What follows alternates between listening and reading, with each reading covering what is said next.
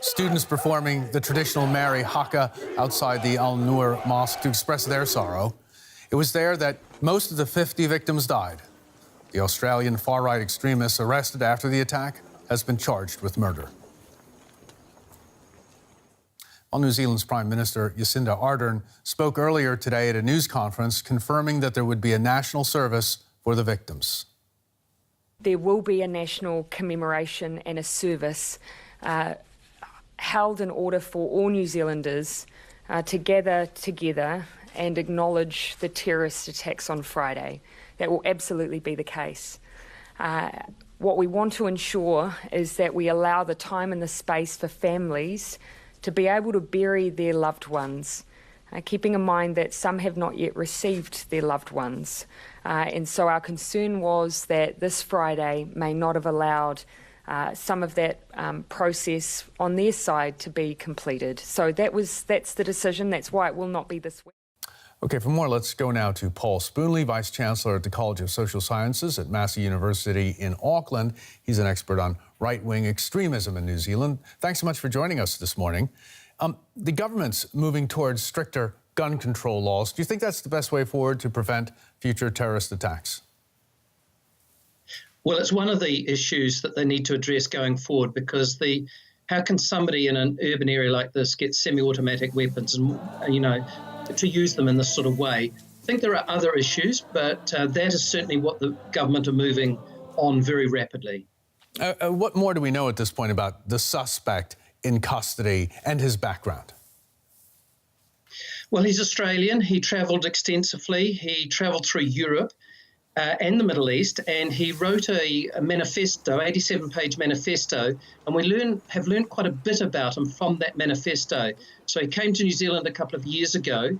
He does appear, or claims to be, a lone wolf, but I think the police have yet to establish whether he's got connections with the local supreme right movements. As an expert on the right wing in New Zealand, were you surprised? Were you shocked by this type of attack, or is it something that you thought might have been coming? No, I'm shocked. I'm shocked by the intensity and by the number of people killed. However, I've been concerned for some time that the supreme right, online at least, have been threatening violence and from time to time have been involved in violence. So there's always the potential, but just the size of this particular incident is really, really shocking. Okay, what about the right wing, the extreme right wing in New Zealand right now?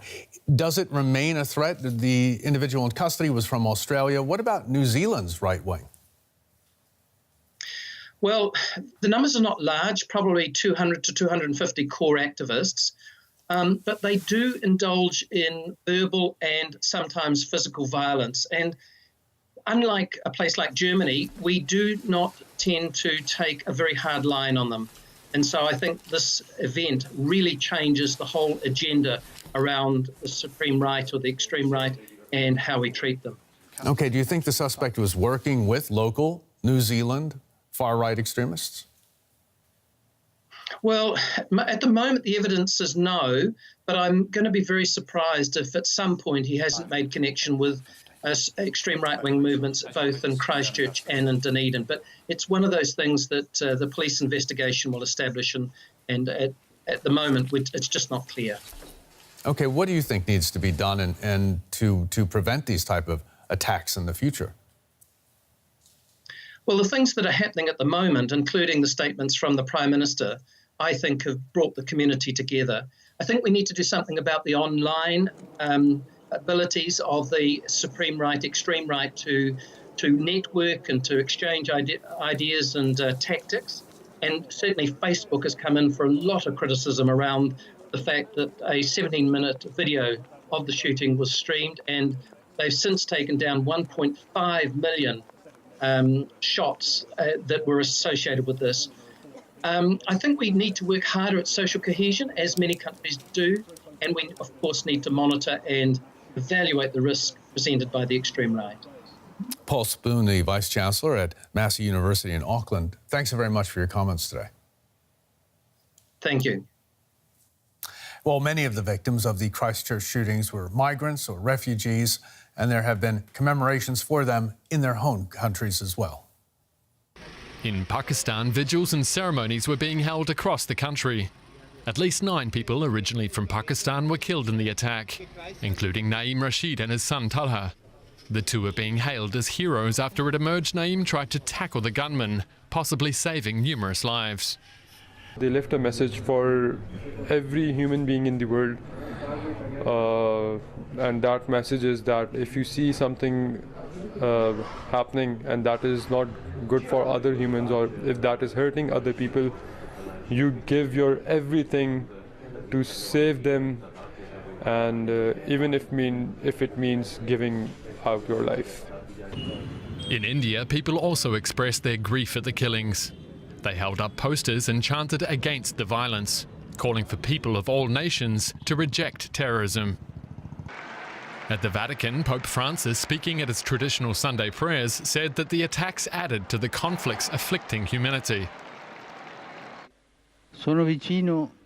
I am close to our Muslim brothers and to that whole community, and I renew the invitation to join with prayer and gestures of peace to combat hatred and violence. Let's pray together in silence for our Muslim brothers who were killed. In Berlin, Germany, a different kind of crowd gathered. Some 200 people, mostly New Zealanders, came together for a vigil to remember the victims. Despite being on the other side of the world, the organisers said they felt compelled to do something.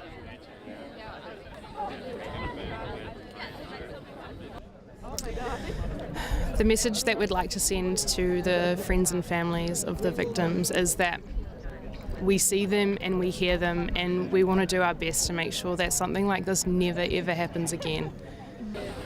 People here and around the world are still coming to terms with the horrors of what happened half a world away.